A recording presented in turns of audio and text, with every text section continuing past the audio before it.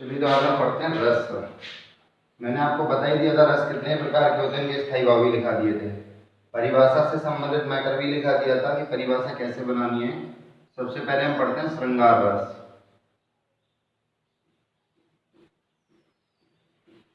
मैंने इसके लिए आपको बताया था परिभाषा में, तो उसी परिभाषा में बस एडिट करते आना है कि सहृदय के हृदय में रति नामक स्थायी भाव का विभाव, अनुभाव और संचारी भाव से जो संयोग होता है उसे श्रृंगार रस कहते हैं। ठीक है, इसे दो भागों में बांटा गया है। श्रृंगार रस को दो भागों में बांटा गया है।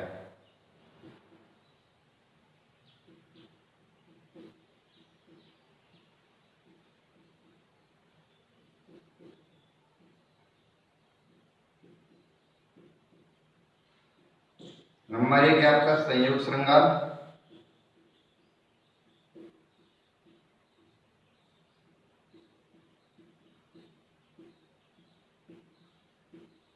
इसकी परिभाषा हो जाएगी जहां नायक और नायिका के मिलन का वर्णन हो वहां संयोग श्रृंगार होता है।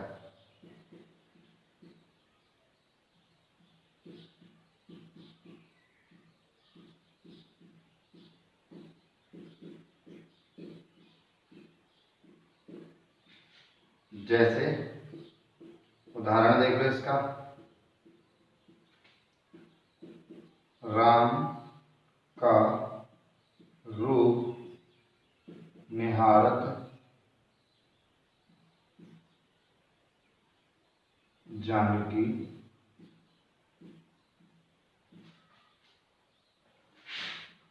कंगन के नग की परछाई।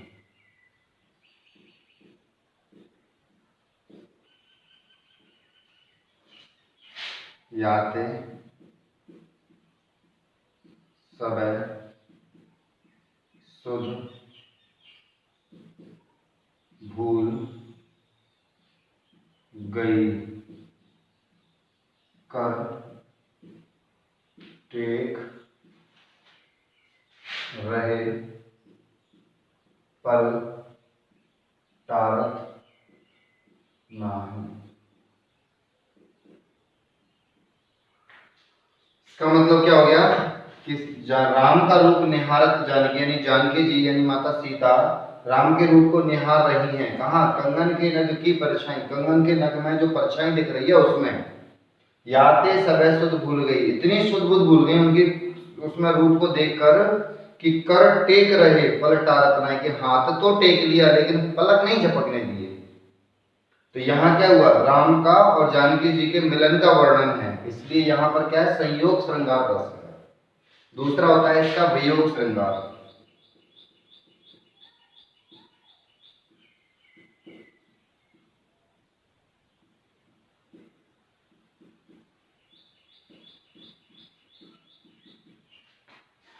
जहां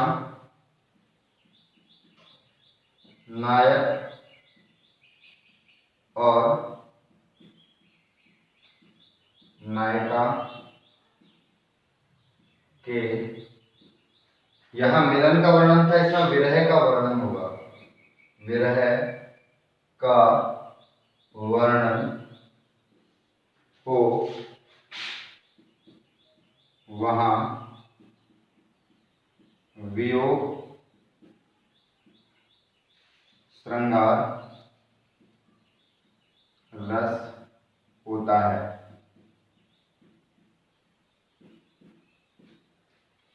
इसका उदाहरण देख लो, जैसे बिन गोपाल बैरन भई कुंजन। तब ये लताएं लगत अति शीतल।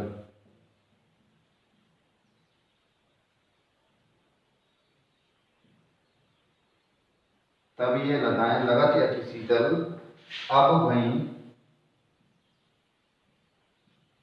विषम ज्वाल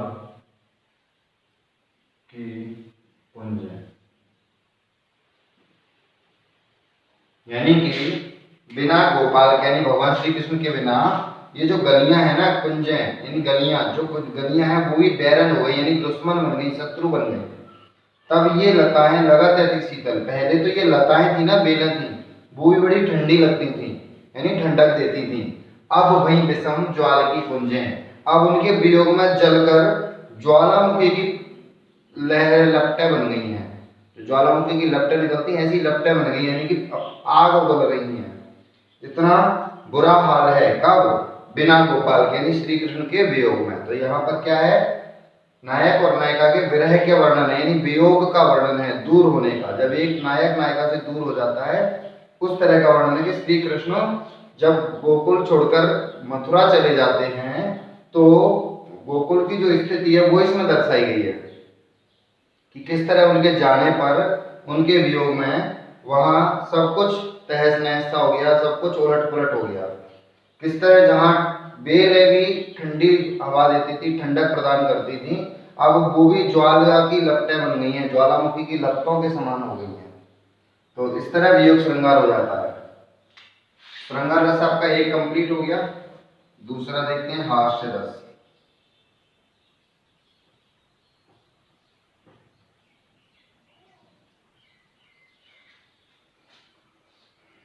वही परिभाषा इसकी वही रहेगी, सहृदय के हृदय में हास या खुशी नामक स्थायी भाव का विभाव, अनुभाव और संचारी भाव से जो संयोग होता है, वहां हास्य रस होता है, या वह हास्य रस कहलाता है।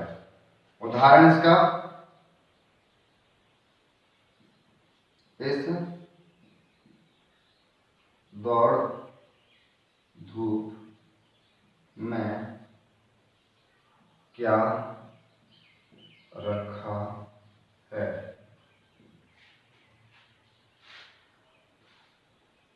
आराम करो, आराम करो।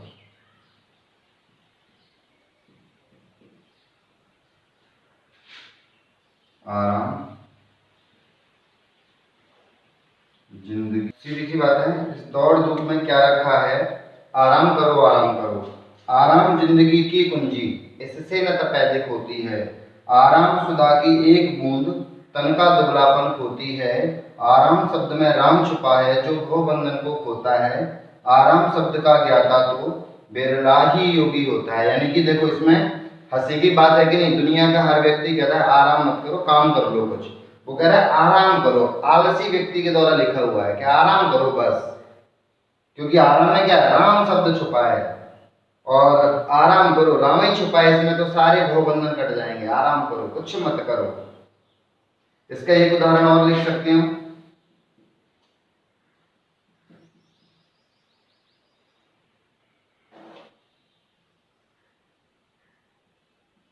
कहा बंदरिया ने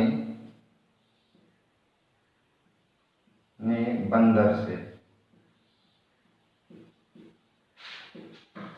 चलो नहाए गंगा।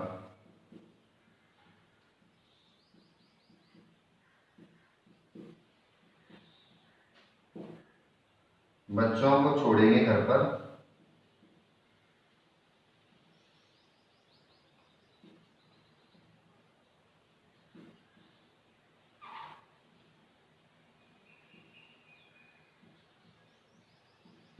होने दो हुड़दंगा।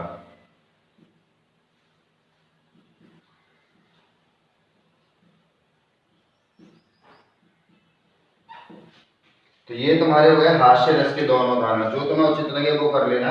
वैसे ये ज्यादा ठीक माना जाता है, क्योंकि ये साहित्यिक है और ये नॉर्मल तरीके से लिखा हुआ है, पर ये भी गलत नहीं है। जो आपको उचित लगे वो दोनों में से कोई सा भी लिख सकते हो उदाहरण में। ठीक है, इनको चाहे स्क्रीनशॉट ले लो या नोट कर लो।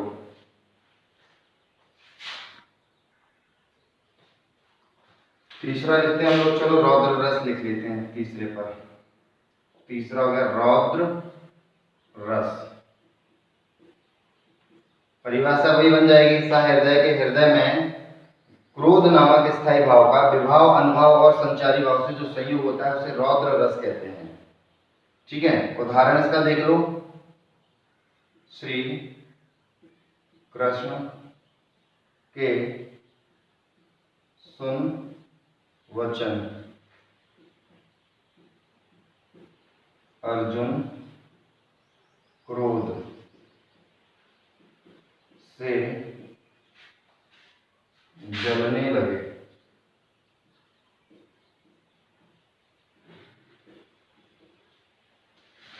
सब शोक अपना भूलकर करतल युगल मलने लगे।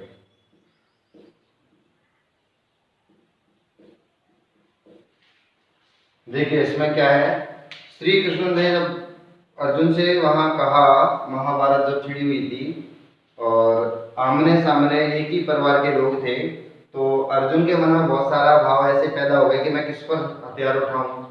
कोई मेरा भाई है, कोई मेरा चाचा है, कोई मेरा ताऊ है, कोई मेरा पितामह है, कोई मेरा गुरु है, कोई मेरा मित्र है, किस पर हथियार उठाऊं। तब भगवान श्री कृष्ण ने उसे इस तरह की बातें बताई कि वो बातें सुनकर अर्जुन के मन में एकदम से क्रोध उत्पन्न हो गया और उस क्रोध से एकदम अंदर से उनका हृदय जलने लगा और जितना भी दुख था उनके मन में वो सब खत्म हो गया। और दुख खत्म होते क्या, हाथ नीच कर बोल पड़े कि संसार देखे अब हमारे शत्रु रण में मृत पड़े, और करते हुए यह घोषणा हो गए उठकर खड़े। मैं यहाँ केवल 2 ही लाइनें लिख रहा हूँ, 4 लाइनें रहती हैं ये, आप चाहो तो 4 लिख सकते हो।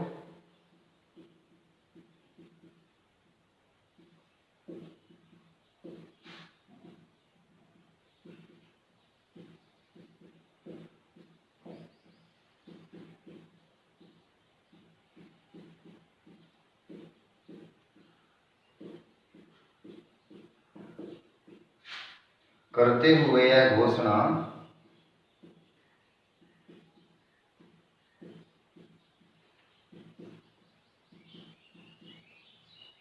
हो गए उठकर खड़े।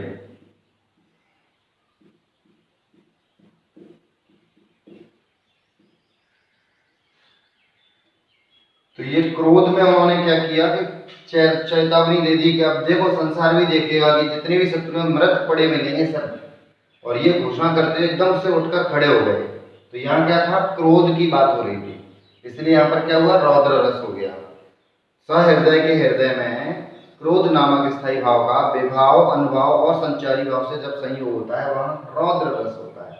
तो यहाँ देखो क्रोध नामक स्थायी भाव मिल गया हमें, हम समझ जाएंगे यहाँ रौद्र रस है। अगला देखते हैं, ले लेते हैं चलो करुण रस।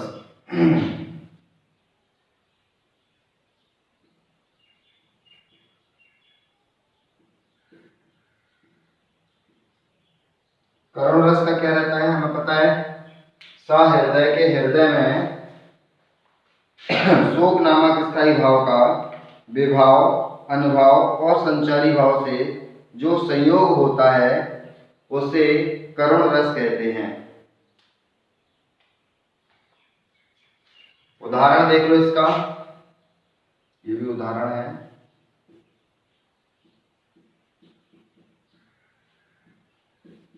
हा वृद्धा के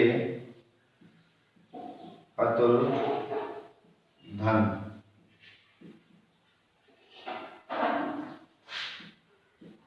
हा वृद्धता के सहारे।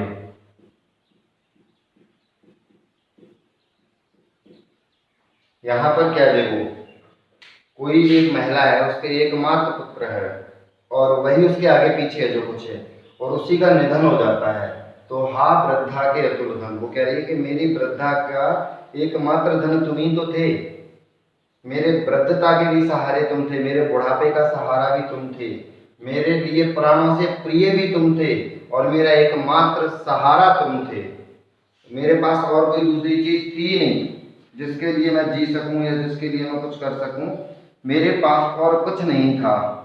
ये 2 लाइनें लिख सकते हैं केवल, और चाहे तो 4 लिख लो, जरूरत केवल 2 से ही आपकी पूरी हो जाएगी कि उसमें करोड़ रस आपका दिख गया।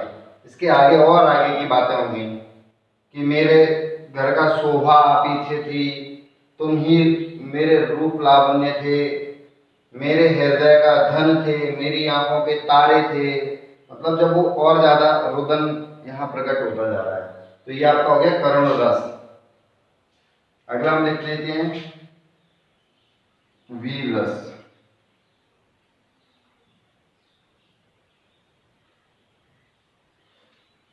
वीर रस में क्या हो जाएगा, सहृदय के हृदय में वीरता नामक या उत्साह नामक स्थायी भाव का विभाव, अनुभाव और संचारी भाव से जो संयोग होता है उसे वीर रस कहते हैं।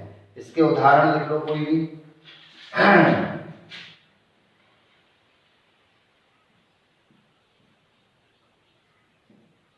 सबसे ज्यादा प्रसिद्ध है सिंहासन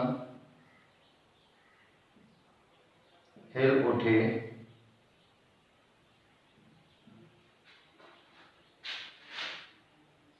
राजवंशों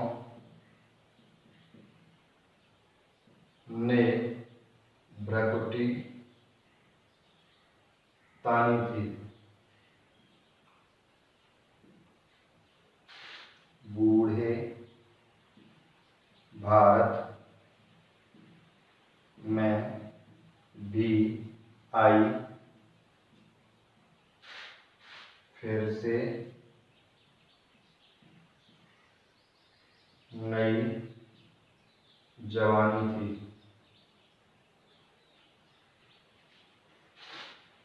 दूर फिरंगी को करने की,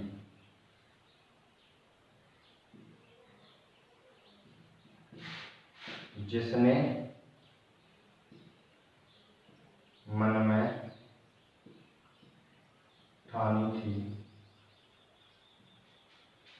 खूब लड़ी मर्दानी, वह तो झांसी वाली रानी थी। सुमित्रा कुमारी चौहान द्वारा लिखित है कि सिंहासन हिल उठे, राजवंशों ने भ्रकुटी तानी थी, बूढ़े भारत में भी आई फिर से नई जवानी थी, दूर फिरंगी को करने की जिसने मन में ठानी थी, खूब लड़ी मर्दानी वह तो झांसी वाली रानी थी। सुनकर ही हमारे मन में उत्साह सा भर आता है, रोंगटे खड़े होने लगते हैं। तो समझ जाएंगे हम क्या यहाँ पर क्या वीरता की बातें हैं, झांसी की रानी की वीरता का बखान किया जा रहा है कि उनके मारे कैसे सिंहासन हिल जाते थे, कांप उठते थे, और उनने पहले मन में ऐसा ठान लिया था, दृढ़ संकल्प कर लिया था कि अंग्रेजों को खदेड़ देंगे और अकेले ही लड़ते नहीं अंग्रेजों से। तो ये क्या उनकी वीरता का बखान है, इसलिए यहाँ पर क्या हो जाएगा, वीर रस हो जाएगा। तो आज के लिए 5 रस काफी हैं, इसका स्क्रीनशॉट ले लीजिए।